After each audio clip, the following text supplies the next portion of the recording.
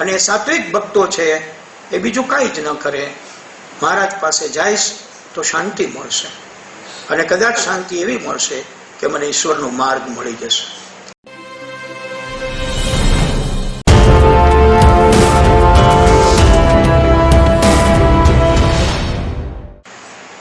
પણ કોઈ જગ્યાએ એવું બન્યું કે હવે તો કોઈ ગુરુ નહીં મળે.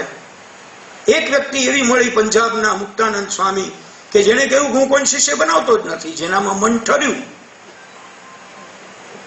ત્યારે એ સ્વામીને પણ કહ્યું કે તમે મને હવે જો દીક્ષા નહીં આપો, સંન્યાસ દીક્ષા નહીં આપો, તો હું મારી શિખાને કાપી અને એને ગંગામાં પધરાવી દઈશ અને તમારી ગેરહાજરીમાં તમારો શિષ્ય થઈ જઈશ. આવી પ્રતિજ્ઞા, ભીષ્મ પ્રતિજ્ઞા લઈને જે એમણે પોતાના ગુરુ પસંદ કર્યા. ગુરુએ ના પાડી કે ના હું શિષ્ય નહીં બનાવી શકું, તો ના. અને એમને કહ્યું કે ગુરુ દક્ષિણા આપવી છે, શું આપું? સાંભળજો સાહેબ, ગુરુ મળે તો કેવા મળે, ભાગ્યમાં હોય તો. ગુરુએ કહ્યું કે તારી ગુરુ દક્ષિણા લઉં, વચના કે હું ન કહું ત્યાં સુધી તું ભણ્યા કરીશ, હું ના ન પાડું ત્યાં સુધી તું ભણતો રહીશ. અને ત્યારથી 7 ધોરણે છૂટી ગયેલું ભણતર ફરી એકવાર શરૂ થયું, કાશીમાં શરૂ થયું, વૃંદાવનમાં આગળ વધ્યું. અને એની પણ સ્થિતિ કેવી, પરિસ્થિતિમાં ફેર નહીં. એ ગુરુએ કહ્યું કે ભાઈ તારા હિત માટે પૈસા જોઈએ, ન લે એમ નહીં ચાલે, શું કરીશ, માંદો પડીશ, તારું કોણ કરશે?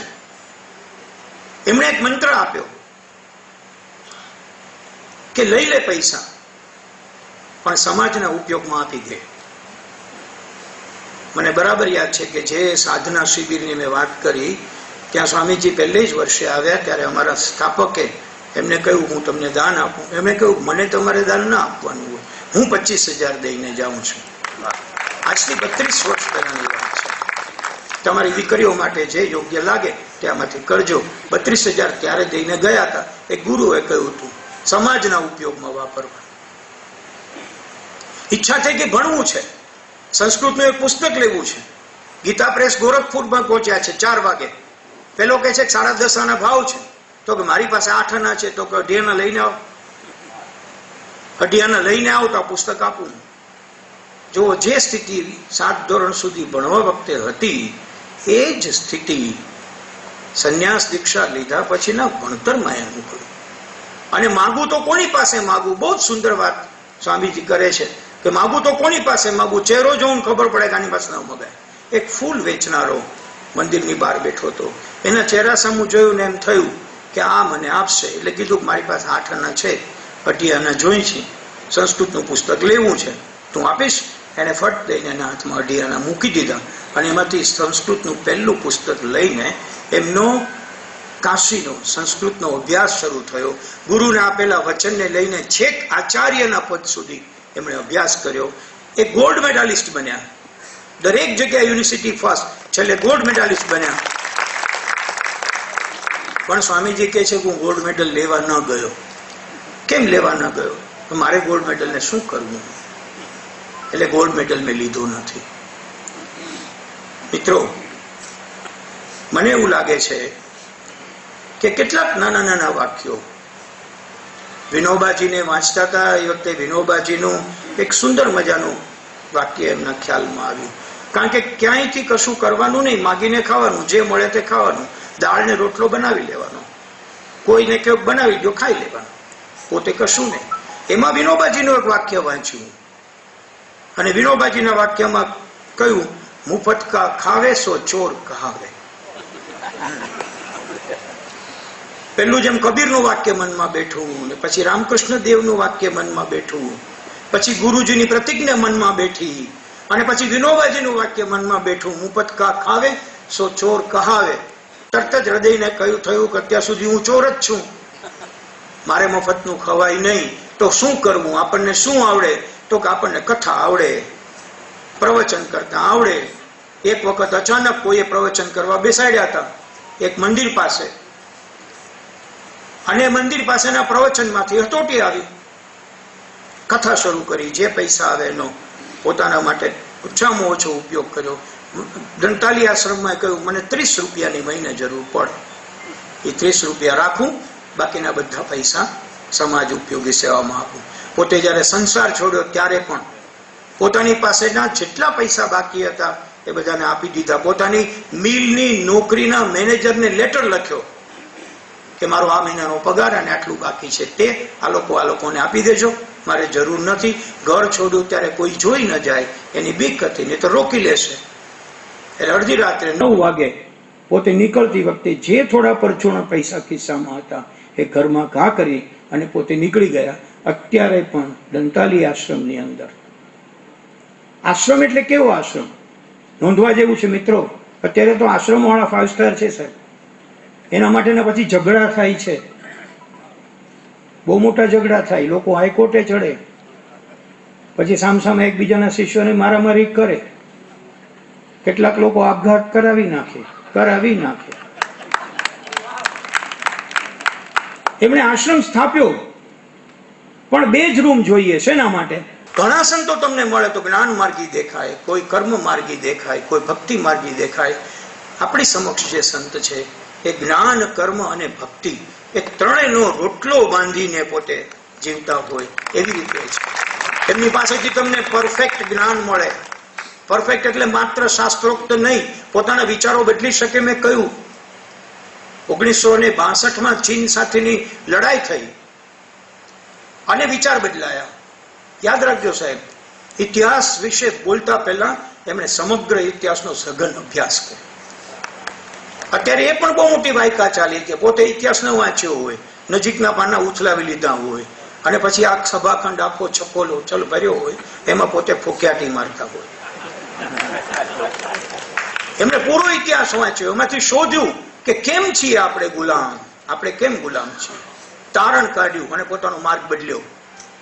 અને એમણે કહ્યું કે આપણી વીરતા બતાવવા માટેનું કામ, એટલે એ વીરતા પરમો ધર્મ એવું સૂત્ર લઈને સમાજની વચ્ચે આવ્યા. મને તો એવું લાગે છે કે આ પદ્મભૂષણ એમને આ વીરતા માટેના પ્રચાર પ્રસારના એક ભાગરૂપે મળવું જોઈએ, હજુ પણ મળવું જોઈએ. તો આ જ્ઞાન, કર્મ અને ભક્તિ.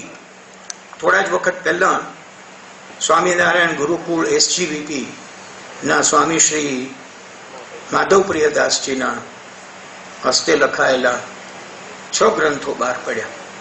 એમાંના એક ગ્રંથમાં સ્વામી શ્રી સચ્ચિદાનંદજીએ પ્રસ્તાવના લખી છે, વાંચવા જેવી પ્રસ્તાવના છે. અને એ પ્રસ્તાવનાની અંદર એને ભક્તિ માર્ગના ભક્તોના 6 પ્રકાર દેખાડ્યા છે.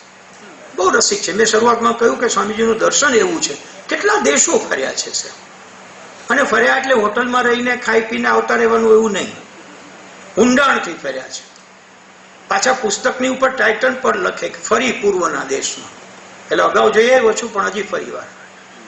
કમ્પેરિઝન ન કરાય છતાં પણ કહેવું પડે કે સ્વામી વિવેકાનંદજી પછી વિદેશોમાં જઈને વિદેશની સારી વાતોના ભારોભાર વખાણ આપણા સુધી પહોંચાડનાર કોઈ બીજા સ્વામી હોય તો એ સ્વામી સચ્ચિદાનંદ. સ્વામી વિવેકાનંદે જઈને કહ્યું કે આ લોકોની આટલી ટેવ આપણે લેવા જેવી છે ભાઈ. એ જુદી વાત છે કે આપણે લઈ ન શક્યા. ભક્તોના પ્રકાર આપ્યા. એમણે હળવાશથી કહ્યું કે 3 પ્રકારના ભક્તો આજે છે. એક તાલિયા છે, એક માનિયા છે અને ત્રીજા ખાનિયા છે. કેટલાક ભક્તો એવા છે કે ઘરે ગાવા નાચવા ન મળતું હોય, કૂદવા ન મળતું હોય, મંજીરા તાલી વગાડવા ન મળતું હોય એટલે મંદિરમાં જાય, જરાક ધૂન ઉપડી નથી, ઉભા થઈને નાચવા ગાવા માંડે. આ બધા તાલિયા ભક્તો કહેવાય. બીજા પ્રકારના છે એ માનિયા ભક્તો છે. ત્યાં જાય તો એને મહારાજ માન આપે, આગળ બોલાવે. તમને ખબર છે કે હવે તો એવું પણ ચાલ્યું છે કે તમે આશીર્વાદ લેવા પધારો એવું સ્ટેજ ઉપર કહે. આશીર્વાદ લેવા પધારો એટલે શું કરવાનું? તમારે પગે તો લાગવું જ પડે, તો જ આશીર્વાદ આપે ને કોઈ. પણ આ માનિયા ભક્તો એટલે ઉપર બોલાવે, સ્થાન આપે, માન આપે. 2 જણા લેવા જાય, 2 જણા મૂકવા જાય. આ માનિયા ભક્તો. અને ત્રીજા છે ખાનિયા ભક્તો. સાચા ઘીમાંથી બનાવેલા લાડુ હોય તો ત્યાં ભક્તો પહોંચી જાય અને લાડુ મળે ત્યાં સુધી ભક્ત રે.